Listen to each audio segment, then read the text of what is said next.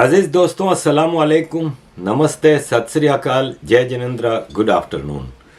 अजीज दोस्तों, अफ़गानिस्तान और पाकिस्तान में रहने वाले मिलियंस ऑफ अफ़गानीज़ के हवाले से मैं कुछ चीज़ें आपके सामने रखना चाहता हूं, लेकिन कुछ लेटेस्ट इज़राइल पैलेस्टाइन के हवाले से चीज़ें आई हैं जो मैं आपके सामने पहले रखता हूं, फिर इसके बाद अफ़गानिस्तान पे बात करते हैं। अजीज़ दोस्तों, आज से 50 साल पहले 6 अक्टूबर 1973 में इसी तरह फ़लस्तीन से इज़राइल पे हमला किया गया था और उसमें सारे अरब देश शामिल थे। योम कपूर के नाम से वो मशहूर है। इज़राइली उसको कभी भूले नहीं और हर साल वो दिन मनाते हैं। ये इत्तफाक है कि 50 साल बाद इसी अक्टूबर में 7 अक्टूबर को इन्होंने हमला किया। ये इत्तफाक नहीं हो सकता। अब ये है कि ये एक हमला है जिसका जवाब अब इज़राइल दे रही है। 22 जगहों पे हमास के मिलिटेंट्स के साथ इज़राइल की जंग चल रही है और इज़राइल के डिफेंस मिनिस्टर ने साफ कहा है कि हमास ने ये भयानक गलती की है। अब हम हमास का और गज़ा का वो हशर करेंगे कि सदियों ये भूल नहीं सकेंगे इसको। और मतलब ये नज़र आ रहा है कि अब ये परमानेंट सॉल्यूशन करेंगे, कभी इनको उठने नहीं दिया जाएगा। अजीज़ दोस्तों, जो मैं आपके सामने जो लेटेस्ट खबर आई है वो वॉल स्ट्रीट जर्नल की ब्रेकिंग न्यूज़ है। उन्होंने कहा है कि ईरान ने ये सारा प्लान किया है हमास, और उन्होंने इसके कुछ एविडेंसेस दिए हैं। ये कह रहे हैं कि ईरान की सिक्योरिटी फोर्सेस हैं ना, उन्होंने हमास को सैटरडे के इस प्लान के लिए पूरा तैयारी करके दी है और हिजबुल्लाह और हमास ये दोनों ईरान के साथ मीटिंगें करते रहे हैं। ईरान की इस्लामिक रिवॉल्यूशनरी गार्ड कोर, जो ईरान की आर्मी है, जैसे पीपल्स लिबरेशन आर्मी कहते हैं चाइना में, ऐसे ये ईरान की आर्मी है, इस्लामिक रिवॉल्यूशनरी गार्ड कोर्प्स। वो हमास के साथ अगस्त के महीने से इस पे काम कर रहे हैं कि किस तरह बाय एयर, बाय सी और बाय लैंड इज़राइल के ऊपर हमला करना है। और ये हुआ, ये मजाक नहीं है। बाय एयर भी गए हैं ये पैराग्लाइडर्स और पैराशूट्स के साथ, बाय सी भी गए हैं और बॉर्डर के जंगले काट के बाई स्कूटर और गाड़ियों के भी रास्ते से गए हैं। और 73 में जो हमला हुआ था इज़राइल पे, इसके बाद ये सबसे बड़ा हमला है। ऑपरेशन की सारी डिटेल्स हैं ना, वो कई मीटिंग्स हुई थी बेरूत में, उसमें तय की गई हैं। ईरान रिवॉल्यूशनरी गार्ड कोर्प के ऑफिसर्स और 4 टेररिस्ट ग्रुप्स हैं जिसमें हमास भी शामिल है और हिजबुल्लाह भी शामिल है, वो उन मीटिंग्स में शामिल थे।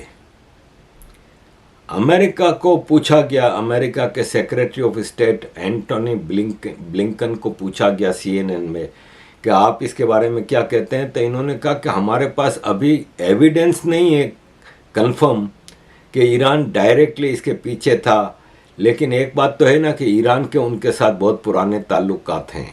अभी हमारे पास इस अकाउंट में कोई कंफर्म इंफॉर्मेशन नहीं है, लेकिन एक यूरोपियन ऑफिशियल ने और एक सीरियन गवर्नमेंट के एडवाइज़र ने भी ये कहा है कि ईरान का इन्वॉल्वमेंट इसमें है बिल्कुल, और ईरान की आर्मी के लोग सीनियर हमास और हिजबुल्लाह लीडर्स के साथ मिलते रहे। अजीज़ दोस्तों, ये एक ब्रेकिंग न्यूज़ थी और उसके जवाब में अब हिजबुल्लाह ने लेबनान से ऑपरेट करती है। हिजबुल्लाह ने लेबनान से 3 जगहों पे हमला किया है इज़राइल के ऊपर। तो इज़राइल ने भी अब हिजबुल्लाह के ठिकानों पे लेबनान में हमला किया है। तो अब यूँ समझ लें कि गज़ा से अब लेबनान में भी जंग जा चुकी है और लेबनान हमेशा से इनके मामले में फंसा है। लेबनान हिस्टोरिकली एक क्रिश्चियन कंट्री था और इसमें इस्लामिक इन्वेजन जैसे इंडिया में हुआ, ऐसे लगातार होता रहा। 60s और 70s में लेबनान में बारी बारी प्राइम मिनिस्टर बनता था, एक बार क्रिश्चियन बनता था, एक बार मुसलमान बनता था, लेकिन अब मुस्लिम मेजॉरिटी हो गई है वहाँ पे, और उसी वजह से वहाँ पे फ़लस्तीनियों के लिए हज़बुल्लाह जैसे टेररिस्ट ग्रुपों को जगह दी जाती है। लेबनान बेचारा फजूल में इन सारे मामलात में फंसता रहता है। इज़राइल ने शेबा फॉर्म्स करके एक इलाका है, वहाँ पे हिजबुल्लाह के टारगेट को अटैक किया है।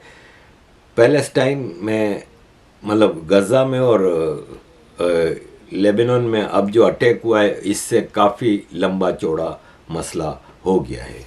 अजीज़ दोस्तों, बाकी कल इसके ऊपर मज़ीद डिटेल्स आएंगी तो आपके सामने रखूँगा। बहरहाल ये जंग ख़त्म नहीं होनी और ये जंग अभी फैलनी है। ईरान के ऊपर इज़राइल का अटैक बनता है। अजीज़ दोस्तों, अफ़गानिस्तान और पाकिस्तान के ऊपर आते हैं। पाकिस्तान का ये कहना है कि पाकिस्तान में जितने टेररिस्ट अटैक हो रहे हैं उनमें अफ़गान रेफ्यूजीज़ जो पाकिस्तान में रहते हैं वो करवा रहे हैं।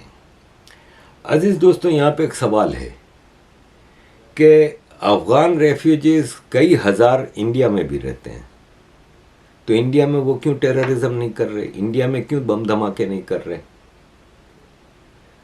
1 लाख से ज़्यादा अफ़गानी कनाडा में रहता है। आपने कभी सुना कि वहाँ पे भी टीटीपी या तालिबान या अफ़गानियों ने कोई बम धमाका किया हो, कोई टेररिस्ट अटैक किया हो? यूरोप में लाखों अफ़गानी हैं, अमेरिका में लाखों अफ़गानी हैं, वहाँ पे क्यों नहीं करते? पाकिस्तान में क्यों करते? इसलिए कि ये पाकिस्तान की अपनी जीएचक्यू की प्लानिंग और पॉलिसी थी जो इनको बैकफायर कर रही हैं। अजीज़ दोस्तों, अमरुल्लाह सालेह ने इस पे, जो x vice president of Afghanistan थे अशरफ गनी की हुकूमत में, और बाद में अब वो क्लेम करते हैं एक्टिंग प्रेसिडेंट की, उन्होंने एक लंबी चौड़ी ट्वीट की है। उन्होंने कहा कि पाकिस्तान अफ़गानिस्तान को अफ़गानियों को निकालने का जो खेल खेल रहा है ना, उसके कई मकासद हैं। ये तो भूल जाओ कि अफ़गानियों को वो पाकिस्तान 1.7 मिलियन अफ़गानियों को निकाल देगा पाकिस्तान से, कभी भी नहीं निकाल सकता है। ये एक पाकिस्तान का एक खेल है। वो इसलिए पहली बात तो उन्होंने कहा कि ये है कि ये रेफ्यूजीज़ नहीं है, ये ऐसे ही है जो जॉर्डन में और लेबनान में फ़लस्तीनी रहते हैं, वो वहीं के सिटीजन्स हैं, उन्हीं के पासपोर्ट पे ट्रैवल करते हैं और वहीं के हैं। ऐसे ही है जैसे आयरिश लोग अमेरिका में आए थे और अमेरिका में आबाद हो गए। प्रेसिडेंट ट्रंप जर्मनी से आए थे, इनके एंसेस्टर्स।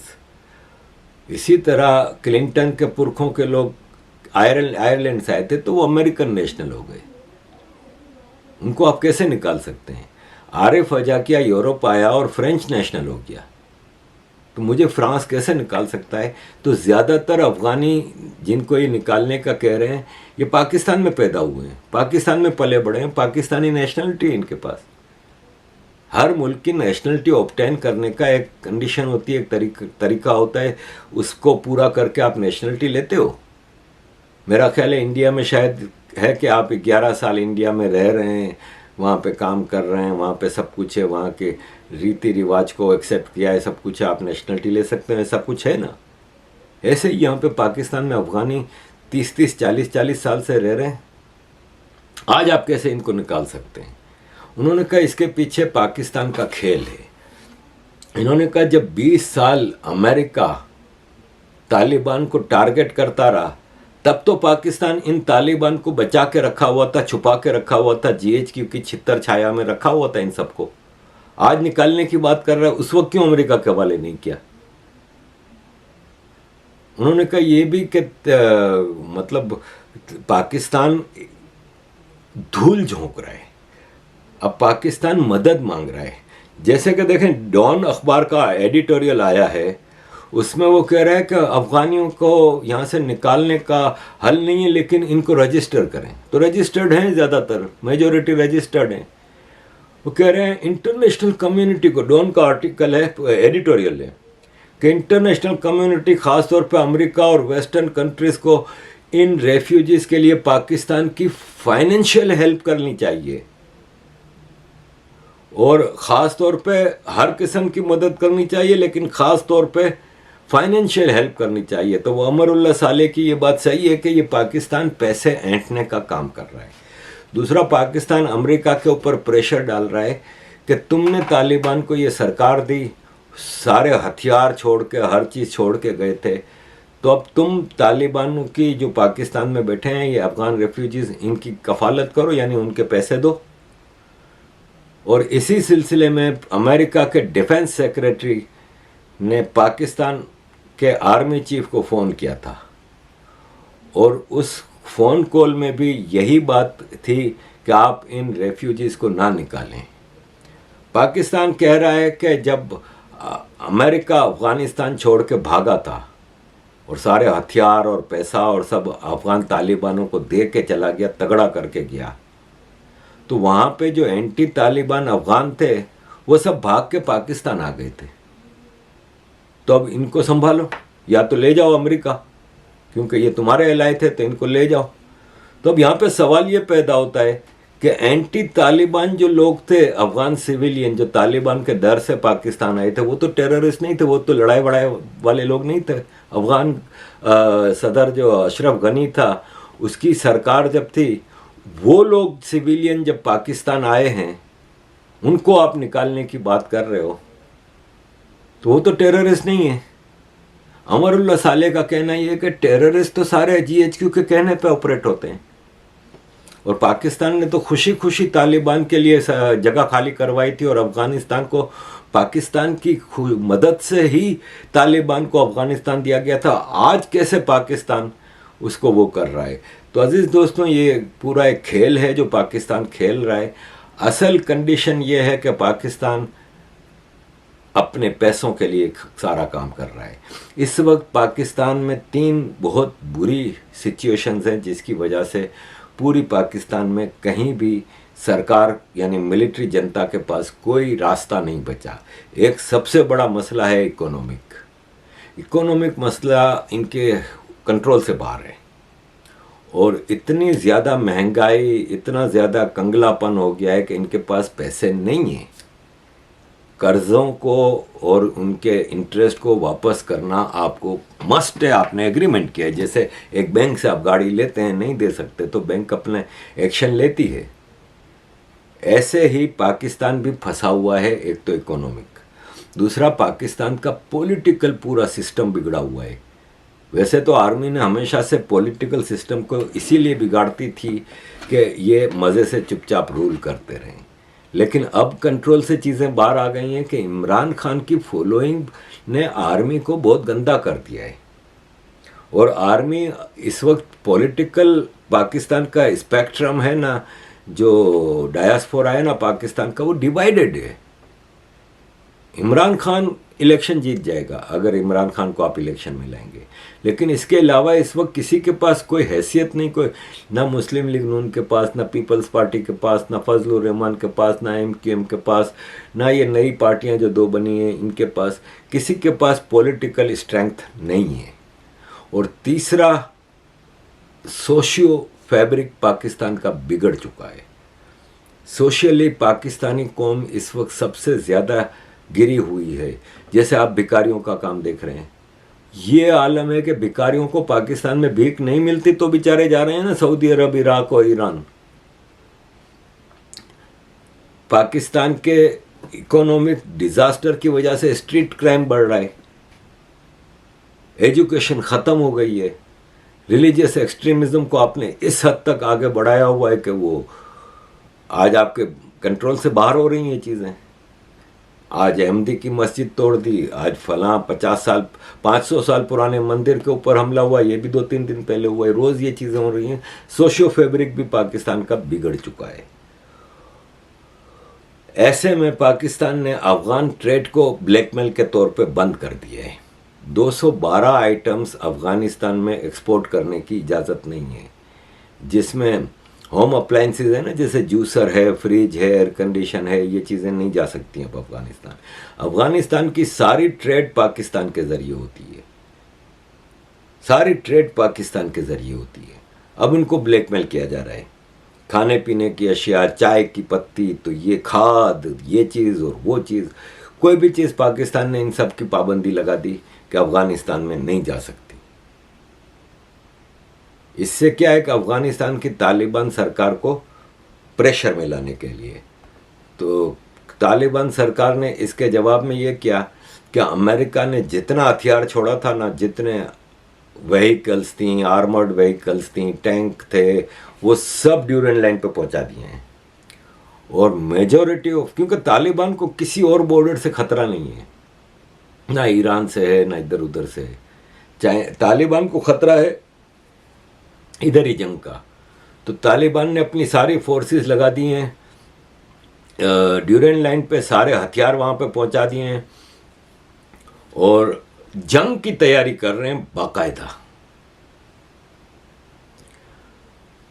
तालिबान के सरकार के स्पोक्स पर्सन ज़बीउल्लाह मुजाहिद ने यह कहा है कि पाकिस्तान जो अफ़गान रेफ्यूजीज़ के साथ जो कर रहा है ना, वो बिल्कुल भी हमें कबूल नहीं है और हम पाकिस्तान को साफ तौर पे कह रहे हैं कि इससे बचो, ये तुम्हारे बस की बात नहीं।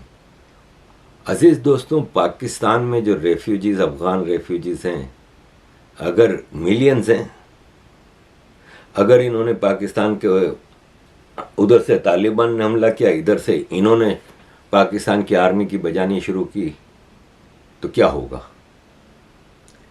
पाकिस्तान एक इस वक्त ऐसे ज़बरदस्त मसले में फंसा हुआ है कि आप अंदाज़ा भी नहीं कर सकते।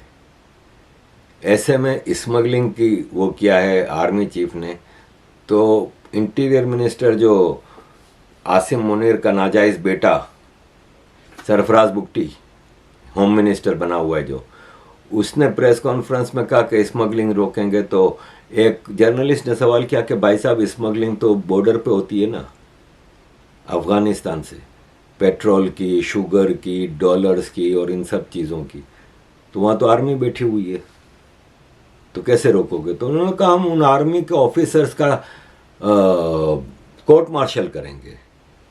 उन्होंने कहा मैं ये तो नहीं कह सकता ना कि आर्मी इसमें इन्वॉल्व नहीं है। आर्मी के लोग बिल्कुल इन्वॉल्व है, क्योंकि ऊँटों पे तो स्मगलिंग नहीं हो रही, ट्रकों में भर भर के सामान आ रहा है। कोई ये तो नहीं कि कोई जेब में छुपा के एक आदमी आ रहा है। हज़ारों ट्रक रोज़ के स्मगलिंग से सामान ला रहे हैं। पेट्रोल के हवाले से जो है उसकी तो मैं पूरी आपको वीडियो दिखा चुका हूँ कि किस तरह वहाँ पे ये स्मगलिंग ऑपरेट होती है। उसमें आर्मी इन्वॉल्व है, उसमें ये आसिफ गफूर है, जो गफूरा जनरल कोर कमांडर कोयटा है, वो इन्वॉल्व है। तो ये कह रहा है उनका कोर्ट मार्शल होगा। तेरे बाप की हिम्मत नहीं है, तू कोर्ट मार्शल करेगा? तेरे बाप की हिम्मत नहीं है, तू कहाँ से कोर्ट मार्शल करेगा? तो अजीज़ दोस्तों, ये इस वक्त अफ़गानिस्तान पाकिस्तान के हवाले से सिचुएशन चल रही है, मामला बहुत ख़राब है। ये जो मुमताज़ बलोच है, जो कि फॉरेन ऑफिस की स्पोक्स पर्सन है, जो कि झूठ बोलने के लिए आर्मी ने इसकी पूरी ट्रेनिंग की हुई है, और जो बेस्ट झूठ बोलने वाला होता है उसको फॉरेन ऑफिस का स्पोक्स पर्सन बनाया जाता है। तो उसने कहा है कि इलीगल माइग्रेंट्स के खिलाफ हम जो कर रहे हैं वो किसी एक नेशनलिटी के खिलाफ काम नहीं है। अच्छा भाई, तो फिर किसके खिलाफ है? अफगानियों के ही खिलाफ है, और किसके खिलाफ है? एक नेशनलिटी की बात करते हो। दूसरा, इसमें एक और यहाँ पे टर्निंग पॉइंट आया है कि बाचा खान की अवामी नेशनल पार्टी ने तोपों के रुख मुहाजिरों की तरफ कर दिए। वो कह रहे हैं अगर आप अफगान मुहाजिरीन को निकालते हैं तो इंडिया से जो 47 मुहाजिर आए थे उनको भी निकालो। तो मैं बाचा खान की पार्टी के लोगों को कहता हूं कि पाकिस्तान इन मुहाजिरों ने ही बनाया था, अंग्रेज़ों के एजेंट ये मुहाजिर ही थे। मुहाजिर ना होते तो तुम आज भी आज़ाद ना होते, अपने आप को आज़ाद समझते हो तो। तुम अपने केपीके की फिक्र करो, यहाँ लाखों पठान यहाँ पे कराची में भेजे हैं तुमने, जो हमारी शराफत है कि हम उनके खिलाफ आवाज़ नहीं उठा रहे, वरना ले जाओ अपने केपीके में। यहाँ पे क्या करने के लिए तुमने मिलियंस ऑफ पठान यहाँ पे बिठाए हुए हैं? तो कोशिश यहाँ पे ये हो रही है कि मुहाजिरों को पठानों से लड़ाया जाए। पाकिस्तान की आर्मी से ज़्यादा गंदा खेल कोई नहीं खेलता।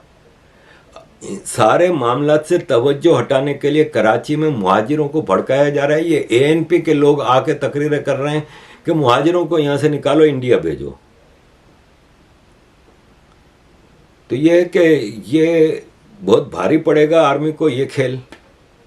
कराची में आग लग गई ना जिस दिन पठान मुहाजिर की, याद रखो पाकिस्तान पूरा बंद हो जाएगा। तुम्हारा इस कराची पे तो पाकिस्तान चलता है। तो ये खेल है ना, बहुत गंदगी की तरफ जा रहा है। और पाकिस्तान की सर्वाइवल इस वक्त तो मुझे सही सही नजर आ रहा है। देखें, इराक पे जब अमेरिका ने हमला किया ना, तो कुर्दों जैसा मसला है बलोचों का।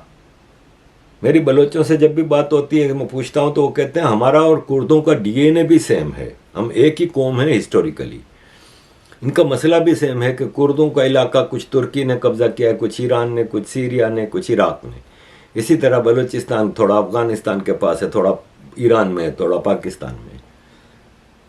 तो अगर यहाँ पे ईरान से जंग होती है, वहाँ अफगान तालिबान की जंग होती है, यानी ईरान इजराइल की जंग, मतलब ईरान अमेरिका जंग, और वहाँ पे अफगान पाकिस्तान जंग होती है, तो फिर बलूचिस्तान का इशू सोल्व होने की उम्मीद नज़र आती है।